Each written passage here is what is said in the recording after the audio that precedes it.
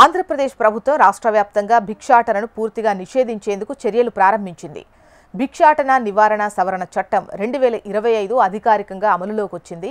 వ్యవస్థీకృత భిక్షాటన మాఫియాను గుర్తించి నిర్మూలించడంతో పాటు సమగ్ర పునరావాసం కల్పించేలా రూపొందించారు. ఈ చట్టానికి గవర్నర్ అక్టోబర్ 15న ఆమోదముద్ర వేశారు. అక్టోబర్ 27న ఏపీ గెజిట్లో ప్రచురించారు.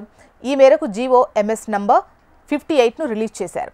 ఈ చట్టాన్ని 1959లోని భిక్షాటన నివారణ చట్టంకు సవరణగా తీసుకొచ్చారు. ప్రస్తుత అవసరాలకు అనుగుణంగా మార్చారు. ముఖ్యంగా పేదలు, వికలాంగులు, మహమ్మారులతో బాధపడుతున్న వారిని లక్ష్యంగా పెట్టుకుని వారికి ఆహారం, ఆవాసం, ఉపాధి అవకాశాలు కల్పించే వ్యవస్థను ఏర్పాటు చేయాలని ఈ చట్టం నిర్దేశిస్తోంది.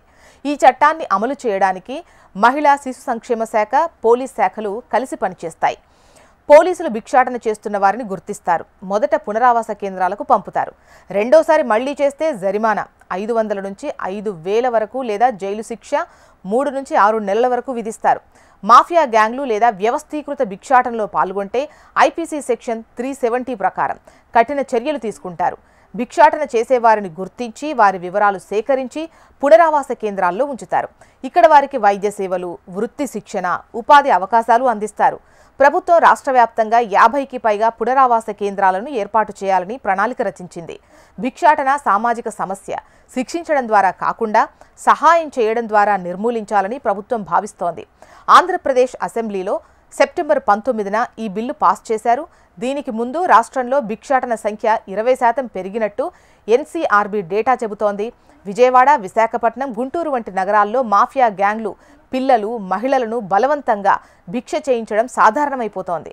ఈ సవరణలు వికలాంగులు, కుష్ఠరోగులపై ఉన్న వివక్ష పదాలను తొలగించి వారిని కూడా పునరావాసంలో చేర్చనున్నారు.